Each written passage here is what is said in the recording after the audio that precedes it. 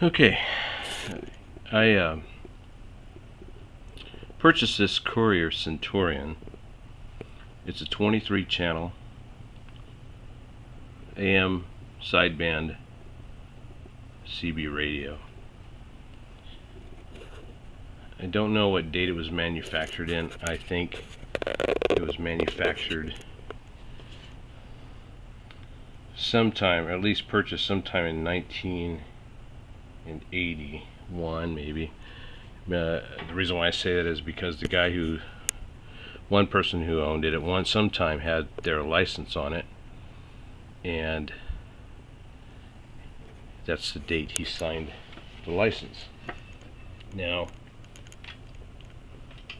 when I first got it, it did not function. And you can hear the noise from the clock. Something's dragging in the clock. So I need to pull the clock off and see if I can't figure it out. Now, aside from that noise, on lower sideband, get a lot of volume. And nobody's on, sounds like right now.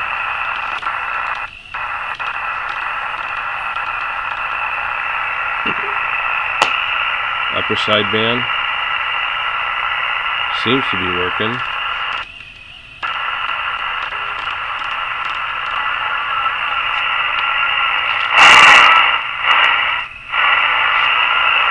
Like somebody's way off in the distance. I don't have a microphone. It uses this, it looks like a stereo type plug. So I haven't been able to test, see if it transmits or not. Now, I did plug in a plug in there and shorted out the transmit side. It does seem to click over, so. But I did that before I had this working. What I did is I used deoxit on the controls, and then it started working. And but the way I figured that out was I was messing with the squelch button, and when I had it all the way back down, the volume all the way maxed out, I could hear a little bit in there, and then as soon as it came off that, you couldn't hear anything. So I used deoxit on it, and this is where I got. Lower sideband, upper sideband seems to work, nothing on AM. I mean, that's full max volume, and that's the sound you get, or I get. As soon as you go to upper sideband, you got that. So, not sure exactly why it's doing that. Maybe the detector, looking at the little chart, it may be the detector's bad, maybe the relay. If you come up inside here, it looks really like no one's been in here.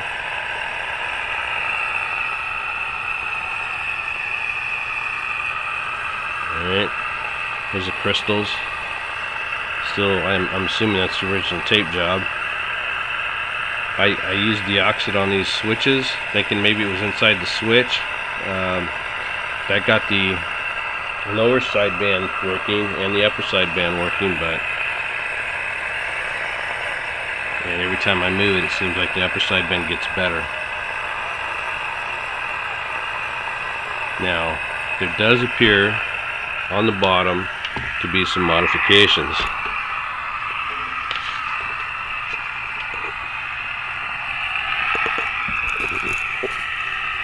Here's the bottom of it.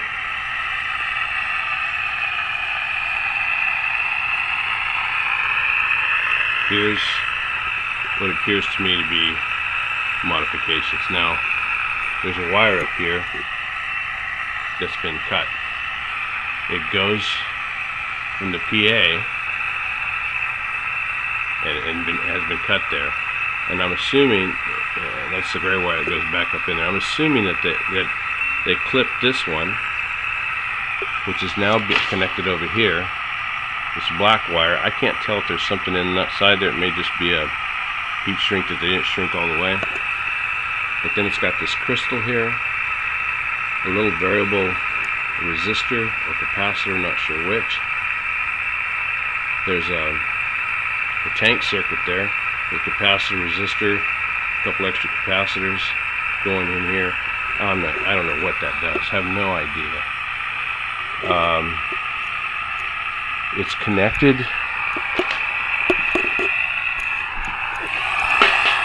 to the crystal circuit, so maybe it's some kind of different channel options that somebody decided that they needed. I don't know if it works when you plug something in there. I don't know if it's for a VFO.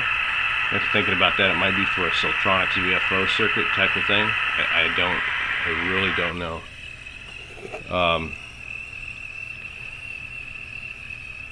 Anyway, anybody's got any ideas? I do have the schematics, and I'm going to start backtracking this down and see if I can't return it to its original state. I'd prefer it to be that way anyway.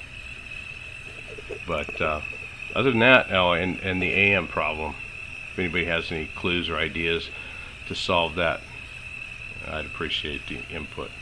Thank you.